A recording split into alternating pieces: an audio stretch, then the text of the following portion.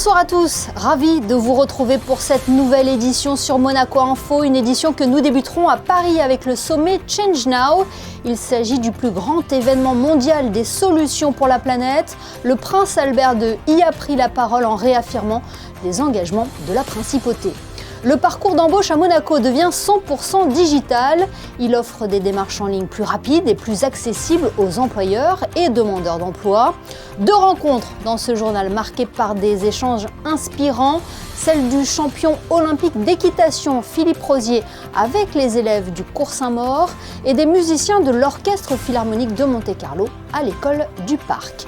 L'Académie de l'AS Monaco fête ses 50 ans. En un demi-siècle, le centre de formation du club de la Principauté, pensé par Jean-Louis Campora, aura façonné de nombreux champions.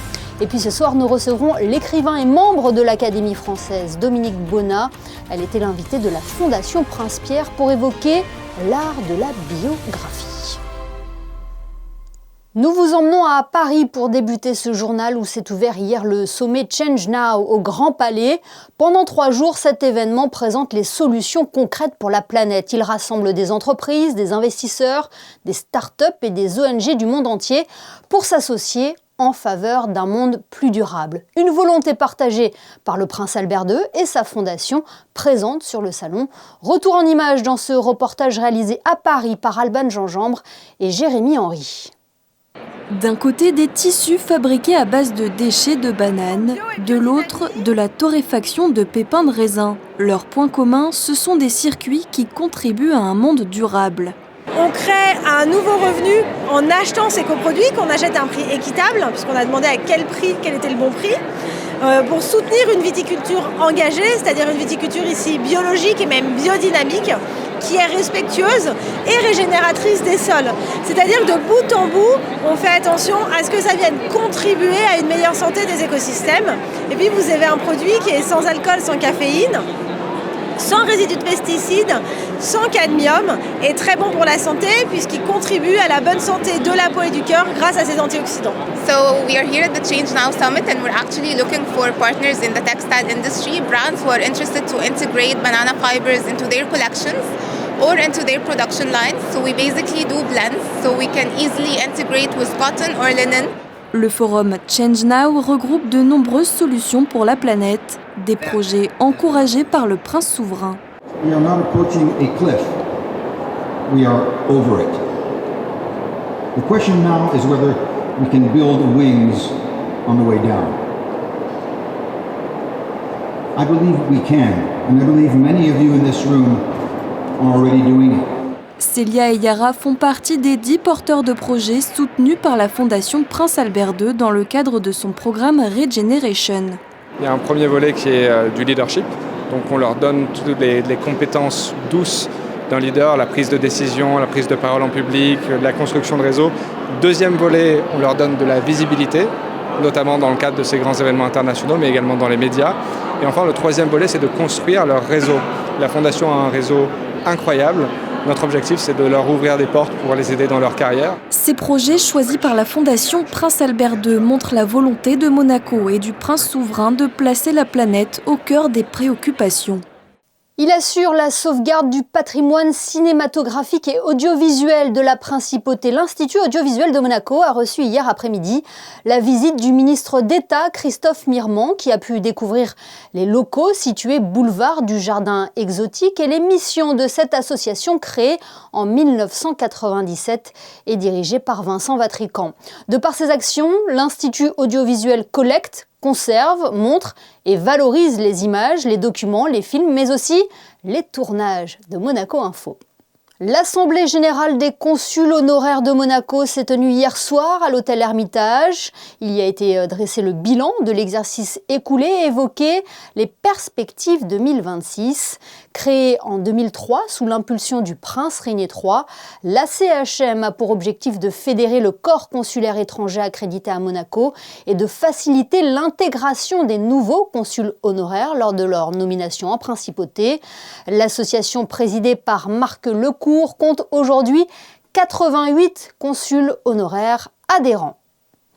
C'est un véritable tournant numérique pour la principauté. Le parcours d'embauche devient 100% digital. CVTech, candidature instantanée, paiement des droits en ligne. Vanessa Dessy vous explique comment cette modernisation va simplifier la vie des employeurs et des chercheurs d'emploi à Monaco. Le reportage réalisé avec Thomas Deus. Avec la dématérialisation complète du parcours d'embauche, les démarches gagnent en rapidité et en simplicité. L'objectif étant de fluidifier les échanges, réduire les délais de recrutement et moderniser l'accès à l'emploi. Je crois que c'est une très grande avancée. C'était attendu à la fois par les employeurs et par ceux qui manifestent leur candidature à l'emploi. Je crois que c'est surtout le témoignage d'un travail extrêmement riche et collaboratif entre eux. D'un côté les employeurs et de l'autre les services de l'administration, être à l'écoute les uns des autres, essayer de produire finalement l'outil qui nous permet de gagner du temps, de simplifier la procédure, de dématérialiser le processus d'embauche, d'avoir tout autant de garanties en coordonnant les différents services de l'administration, ce qui est toujours quelque chose qui nous fait avoir un gain de temps et d'efficacité extrêmement appréciable. La mise en place d'une CVTech accessible aux entreprises monégasques vise à fluidifier la rencontre entre l'offre et la demande. Les recruteurs peuvent consulter directement les profils disponibles. Pour les demandeurs d'emploi, cette visibilité accrue augmente les chances d'être sollicités plus rapidement. Alors en fait, il s'agit de la CVTech des demandeurs d'emploi prioritaires, c'est-à-dire ce sont les demandeurs d'emploi qui sont enregistrés au service de l'emploi. Et donc ces demandeurs d'emploi prioritaires, s'ils le souhaitent, ils peuvent rendre leur CV visible aux employeurs monégasques qui ont accès à leur service en ligne. Donc en effet, ça permet de redynamiser l'embauche sur les prioritaires monégasques. Ça change beaucoup de choses, notamment pour les employeurs monégasques qui ont accès à un portail de fonctionnalités augmentées, c'est-à-dire qu'ils peuvent réaliser l'ensemble de la procédure d'embauchage en ligne, depuis la recherche de leur candidat jusqu'à la signature du document d'autorisation d'embauchage, payer les droits en ligne et puis récupérer le document signé dans leur espace. La digitalisation du parcours d'embauche marque une étape clé vers un marché du travail plus transparent. Le numérique promet de rapprocher efficacement l'offre et la demande tout en modernisant les pratiques de recrutement en principauté. Un champion olympique de retour sur les bancs de l'école, Philippe Rosier, qui s'est distingué par équipe en équitation aux Jeux de Rio en 2016, est allé à la rencontre des élèves du Cours Saint-Maur. Un moment de partage qui entre dans le cadre d'un projet intitulé « Le sport et ses valeurs ». Les détails de Fabien Bonilla et Lionel Bernardi.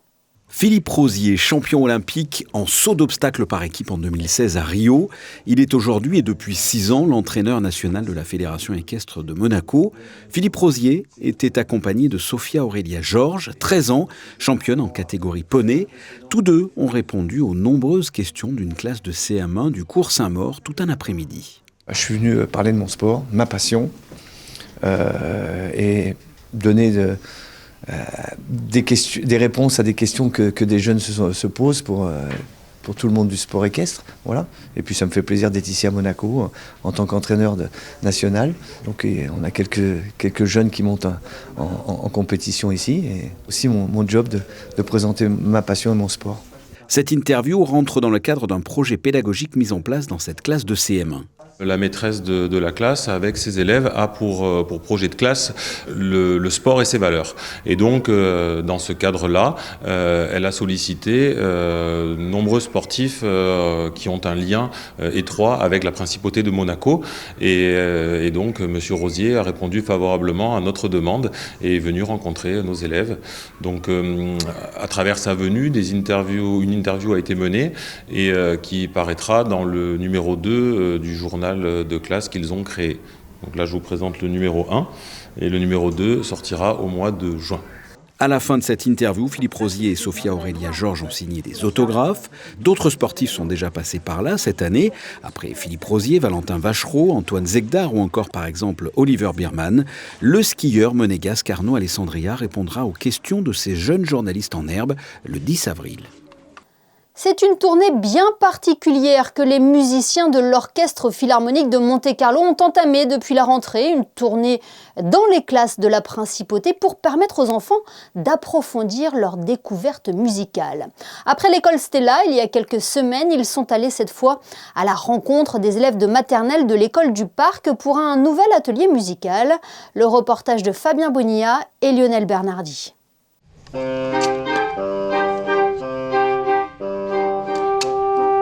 Si tu ne vas pas à la musique ira à toi, c'est ce que proposent les musiciens de l'Orchestre Philharmonique de Monte-Carlo. Les élèves de la grande section de l'école maternelle du Parc ont pu découvrir, le temps d'une matinée, 5 musiciens avec 5 instruments différents, que ce soit le basson, le cor, la flûte traversière, la clarinette ou encore le hautbois.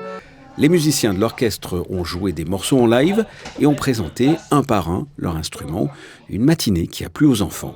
J'ai appris comment on peut faire la musique. Et qu'est-ce que tu en as pensé ? C'était très bien. J'ai écouté des chansons et j'ai aimé.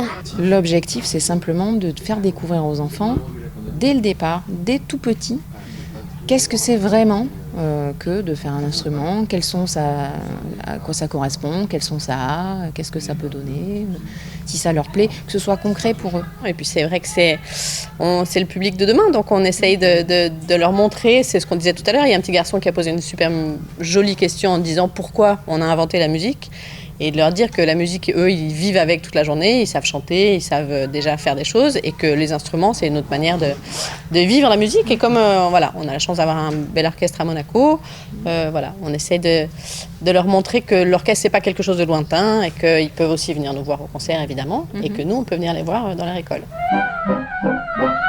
De Shostakovich en passant par Debussy ou encore Prokofiev, apprendre la musique, faire découvrir les instruments, donner envie de les pratiquer, c'est ce que propose l'Orchestre Philharmonique de Monte-Carlo en se rendant dans les établissements de la Principauté, et cela depuis plus de 10 ans maintenant.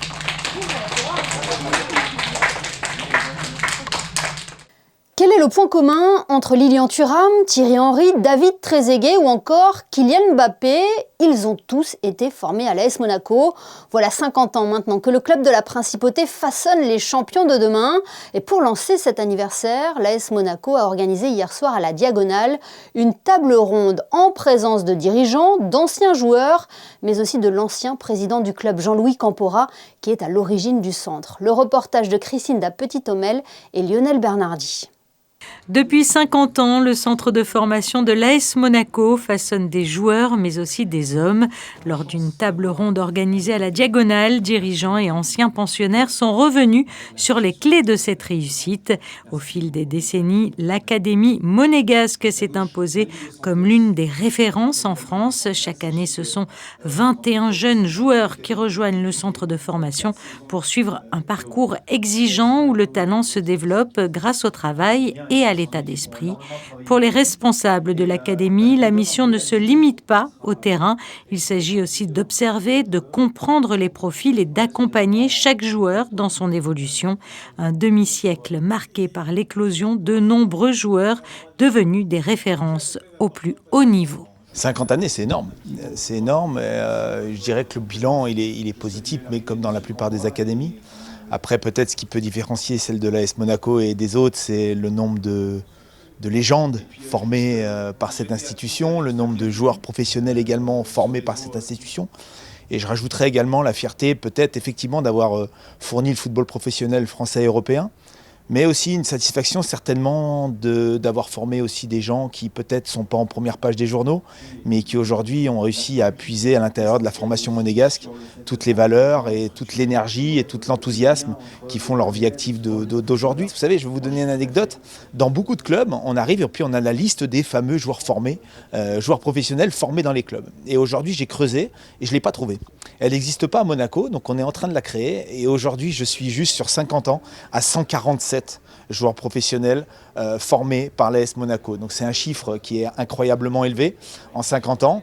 Mais ce qu'il faut retenir, c'est qu'aujourd'hui, quand vous avez eu dans vos murs en centre de formation le capitaine de l'actuelle équipe de France, il y a une certaine fierté quand même de tous ceux qui ont travaillé autour de lui à un moment donné. Un modèle, vous l'aurez compris, qui a donc porté ses fruits. L'AS Monaco a formé de nombreux joueurs de très haut niveau, comme l'ancien attaquant des Rouges et Blancs, Valère Germain, présent à cette table ronde, heureux d'avoir fait partie, il y a quelques années de cela, de cette aventure. Ce sont des années de ma vie que je n'oublierai jamais, des souvenirs gravés en moi, que ce soit sur le terrain, mais aussi dans la vie de tous les jours à la formation. Des amitiés aussi avec des joueurs qui ont été formés avec moi. On a la chance d'être très bien entouré, de vivre avec des joueurs au quotidien et des jeunes joueurs qui partagent le même rêve, à vrai dire, 24 heures sur 24, et ça crée de très belles relations et des relations qu'on garde à vie. Ça a été au début une idée de monsieur Campora, d'avoir eu l'intelligence de bien s'entourer, d'avoir choisi les meilleurs formateurs. Et de là, c'est découlé la signature des meilleurs jeunes joueurs de la région et de la France entière. Et quand on savait que, moi personnellement, que le club donnait sa chance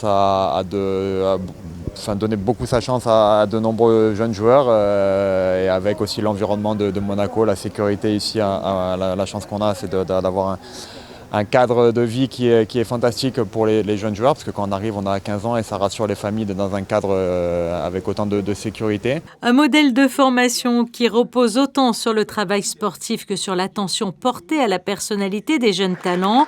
Lors de cette soirée d'anniversaire, tous ont également rappelé l'importance des valeurs transmises au sein du club, un héritage fort que les jeunes joueurs présents espèrent désormais prolonger. Et sachez que le match face à Auxerre le 19 avril prochain au Stade Louis II sera dédié aux 50 ans de l'Académie.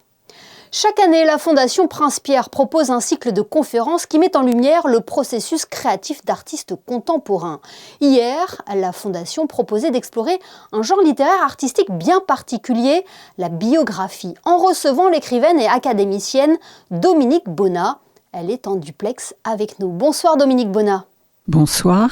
Merci d'être notre invité ce soir pour partager avec nous notamment votre parcours de biographe, un parcours qui aura été éclairé par de fortes personnalités. Oui, je suis très heureuse d'être dans la principauté de Monaco pour venir défendre les couleurs de la biographie. C'est un art qui est un peu négligé par rapport au roman, parce que le roman occupe toute la place, presque toute la place dans les librairies. Et c'est vrai que depuis de nombreuses années, j'aime raconter des vraies vies plutôt que des vies inventées. Pourquoi ? Parce que ces vraies vies, celles de Romain Gary, celles de Berthe Morisot, celles de Stefan Zweig, par exemple, entre autres, eh bien, ce sont des vies extraordinairement romanesques. Et que très souvent, la fiction est dépassée par la réalité des vies. Justement, pourquoi avoir décidé un jour de vous intéresser à la vie des autres ? C'est venu assez spontanément. C'est vrai qu'il est aujourd'hui plutôt de bon ton de procéder à des examens de soi, sinon à des psychanalyses complètes. Moi, il m'a toujours semblé que la vie des gens était inspirante et à travers un effet de miroir, on peut se retrouver soi-même, comprendre les mécanismes de sa pensée, de ses émotions, comparer ses amours aux amours des autres. Voilà, je trouve que cet effet de miroir, c'est la force de la biographie. Et écrire une biographie, c'est très subtil, c'est un long travail de documentation. Bien sûr, la biographie suppose un travail dans des archives, de longs séjours dans les bibliothèques. On associe très souvent le biographe d'ailleurs à un personnage un peu intellectuel à lunettes, confiné dans les archives. Mais c'est tout autre chose. En vérité, il faut se souvenir du sens du mot biographie. Biographie veut dire écrire le vivant. Et écrire le vivant, c'est avant tout faire évidemment revivre ces personnalités. Ce sont des personnalités pleines de couleurs, d'originalité, et donc retracer par exemple la vie de Colette, retracer la vie de Joseph Kessel. Enfin, ce sont des défis que je me suis donnés, et à chaque fois, sortant des biographies, je me suis dit que j'étais plus vaste qu'au départ, parce que ces êtres-là ont beaucoup de générosité. Est-ce que cette rencontre, dans le cadre de votre travail, ont construit votre propre personnalité ? Alors ça, c'est une question difficile, mais il est certain qu'on écrit des livres à la fois pour aller vers un public, pour aller vers les autres, pour raconter une histoire, mais on les écrit aussi parce qu'on a une sorte de manque en soi. On veut connaître davantage, on veut en savoir plus sur soi-même. Et donc, le fait même d'écrire, oui, je pense, permet au départ de grandir. Et après, j'espère de ne pas vieillir trop vite. C'est ce que vous expliquez dans votre ouvrage « Mes vies secrètes » paru en 2019 aux éditions Gallimard.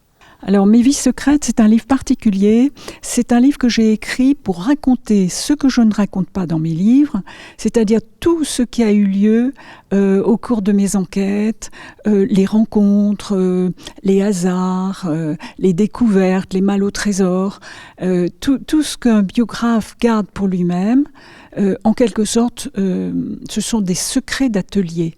Et j'ai eu envie d'emmener mes lecteurs qui me suivent depuis un certain nombre d'années, de les amener dans mon atelier et de leur expliquer comment s'écrivent les livres. Est-ce que l'on peut dire que c'est l'autobiographie d'une biographe passionnée ? Oui, on peut le dire, oui. La biographe, pour une fois, dans Mes vies secrètes, mais aussi dans mon dernier livre qui s'appelle Le roi Arthur et qui est un retour sur mon enfance et sur la figure de mon père, Arthur Comte. Ce sont deux livres un peu à part parmi tous les autres, parce qu'en effet, ce sont des livres où je suis au fond la figure centrale, à la fois comme biographe dans Mes vies secrètes et comme écrivain, je dirais, à la source même dans Le roi Arthur. Et ces deux ouvrages, ainsi que tous les autres, sont disponibles dans toutes les bonnes librairies. Merci Dominique Bonnat de nous avoir fait l'honneur d'être avec nous ce soir. Je vous remercie. L'Alliance française de Monaco fête ses 100 ans. Cette association dont le but est de faire rayonner la langue et la culture française organise de nombreux événements tout au long de l'année pour célébrer cet anniversaire.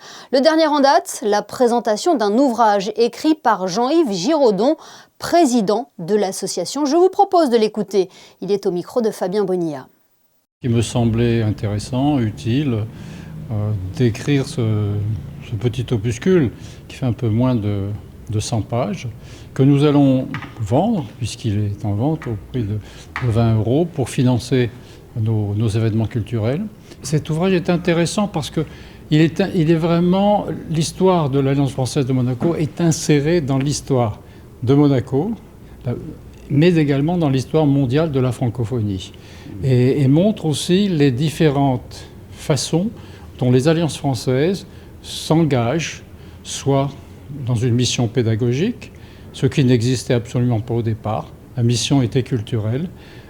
L'enseignement du français aux non-francophones ne viendra que petit à petit, et à Monaco très tardivement, dans les années 80. Mais pour moi, c'était aussi un moyen de faire un modeste plaidoyer pour la francophonie, parce que pour moi, la francophonie est quelque chose qui est essentiel, pas simplement la langue, mais les valeurs qui sont incarnées par la langue et par la culture francophone dont, il me semble, nous avons grand besoin de nos jours dans ce monde qui est assez désolant. Et n'hésitez pas à vous rapprocher auprès de la Maison de France si vous souhaitez vous procurer cet ouvrage.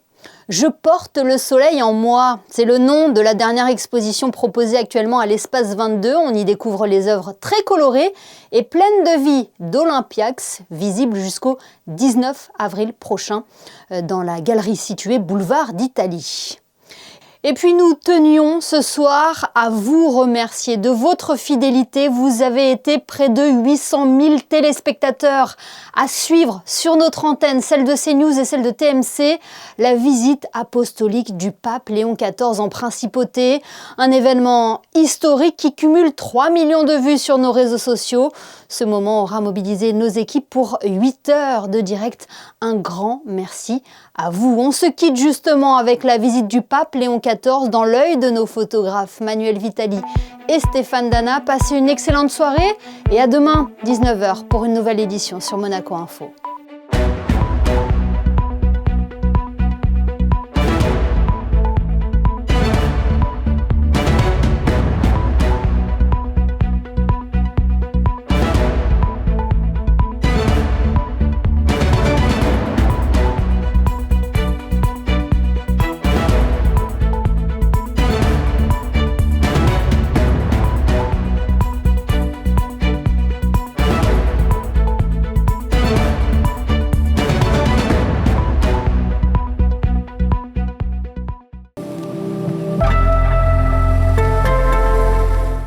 Bonsoir à tous et maintenant cap sur la météo pour préparer votre journée et profiter du printemps. Voyons ce que nous réserve demain notre ciel. Alors demain, mercredi 1er avril, le temps s'annonce plutôt agréable sur la principauté. Le matin, le soleil dominera largement le ciel avec un beau temps lumineux et sans nuages, idéal pour profiter de l'air frais.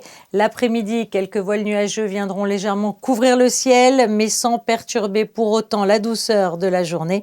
Les températures seront comprises entre 4 degrés au lever du jour et 16 degrés dans l'après-midi, un écart qui vous invite à bien vous couvrir le matin.